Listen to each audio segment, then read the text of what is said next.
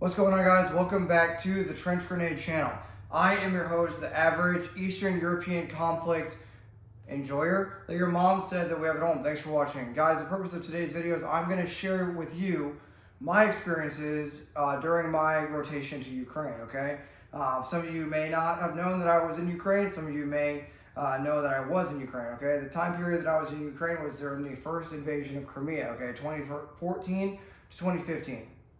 Guys, this video is going to serve as a kind of a documentary for myself, and I think and you guys for entertainment or for just knowledge from somebody else's experiences through witnessing hardship, through witnessing and experiencing hardship myself, and through growing a lot as a person, okay? Myself and the people to my left and right in my unit, we grew a lot. We saw a little bit, a glimpse of what the world really is. Not the sheltered false reality we live in here in the United States. So buckle up. I have some water. Hopefully we can get through this video in one take, okay? Grab whatever beverage you want. Post down below what you're drinking for the comment section to kind of cut the algorithm god and all that. So before we get too far into it, if you guys are here and you want to support the channel, check out the link below if you want to join the Discord or you want to support the channel by buying something from Palmetto State Armory or whatever. Everything will be linked below. That's how you support the channel. Okay. So timeline. Oh, and if you guys end up enjoying this video, also you're gonna have to bear with me. I've been out on the range all week, so if my voice sounds rough or I look rough, that's why. If you guys enjoy this video and want to hear about more experiences I've had in other Eastern European countries doing the anti-Russia thing, just post down below, okay? I've been all over the world, and if there's a country in Europe that you think I've been there, I probably have. Okay, so timeline. Timeline was end of 2014 into 2015, okay? During the invasion of Crimea. I was in the 173rd. I was a team leader, okay, a rifle fire team leader. I was a corporal, I believe, at the time. So I had 3 soldiers under my responsibility, and it was a rifle squad. So all we had to do was work out, and all they had to do was do what I told them, and I just listened to my platoon sergeant and squad leader, right? So that was kind of my actual mission, okay? I was in the 1st Squadron, 91st Cavalry Regiment, again in the 173rd Airborne, okay? Our mission was to go there and to advise and to train. We were to conduct a train up after the National Guard rotated from the front. So they finished their time in combat and they rotated to us. Our mission was to train them and to get them reset and refit to go back out and fight the Russians again.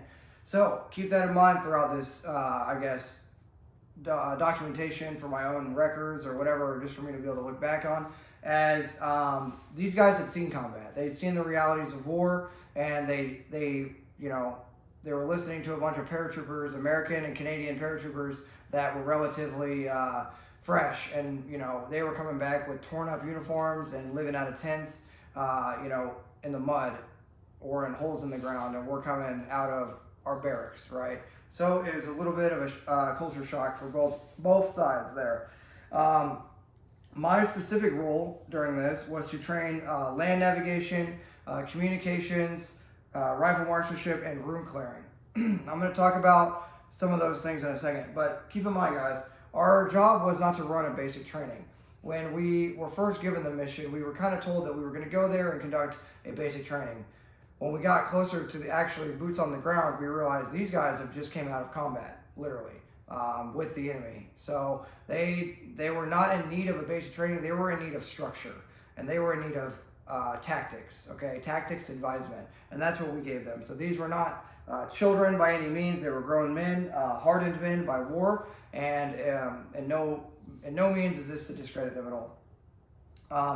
Like I said, my specific mission, so I was to teach them basic land navigation, how to maneuver from point A to point B, communications, how to talk on a radio, how to use a radio, basic stuff like that. I'm going to put an asterisk next to that, and I want to talk about a little anecdote about radio communications here in a little bit.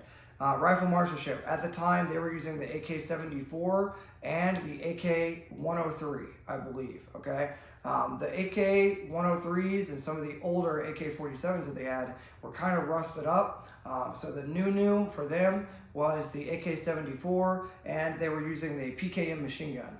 Guys, if you don't know anything about the PKM machine gun, go watch a video after this, but the PKM is legit. It's one of my favorite machine guns after my time in Ukraine. Okay, and the last thing I taught was room clearing. That was later in their cycle or in their train out. All right, guys, a quick anecdote about communications.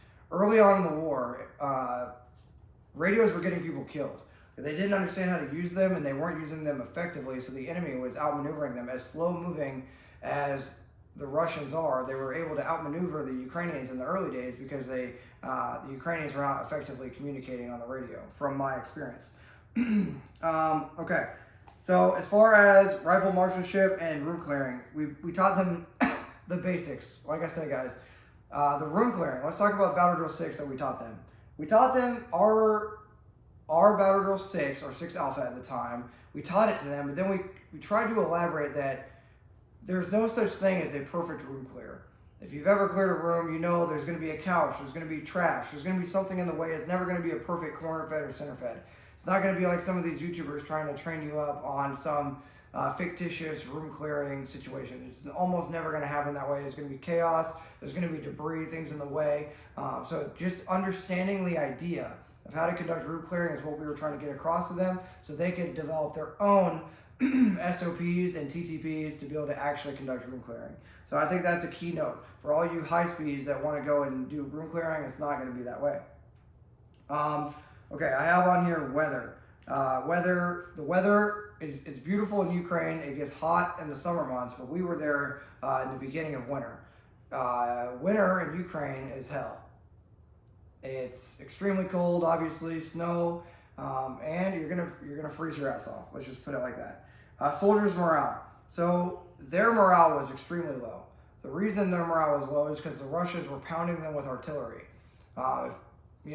Being under indirect fire had crushed their morale because they were not able to return fire in the same manner that they were receiving it, i.e. they were getting the shit shelled out of them, and they just had to sit in their holes and take it, okay? So their morale was extremely low. And it was our responsibility to kind of understand that and work with it without breaking their trust. We had to earn their trust. We didn't want to break their trust by trying to force the issue, right? Because obviously their morale is going to impact our morale, and soldiers' morale is huge, okay? So the state of their morale was relatively low at the time. The mindset of the population. The locals all understood that there would eventually be a time when it would be a full-scale war. At the time that I was in Ukraine, it was not to the level of a full-scale war. They thought it was just going to be the annexation of Crimea, which obviously Russia thinks that Crimea is theirs and Ukraine believes it's theirs. So there's that whole deal. So at the time, the mindset of the population was they were starting to understand the idea of militias. Unfortunately, they had not fully armed themselves for the later invasion. One second.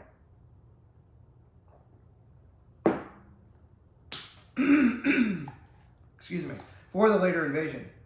So that was interesting to watch because now everyone here in the United States is so opinionated on the Ukrainian conflict when they have no dog in the fight. And it's interesting to see old, I wouldn't call myself old, but dudes that have been there who have direct investment in the people we trained, not necessarily their country, but just the soldiers that we, share blood, sweat, and tears with. And then there's people over here developing an opinion. So I would say before you post something politically about this, just to get off on a little tangent, even though most of you already have, remember, the people you're talking about are real people, okay? It's not just a country or whatever. There's people right now, as this video is probably being watched by you, that are losing their lives or giving their lives in sacrifice for their units in Ukraine, all right? So yeah, the mindset of the population was not to the point that it is now.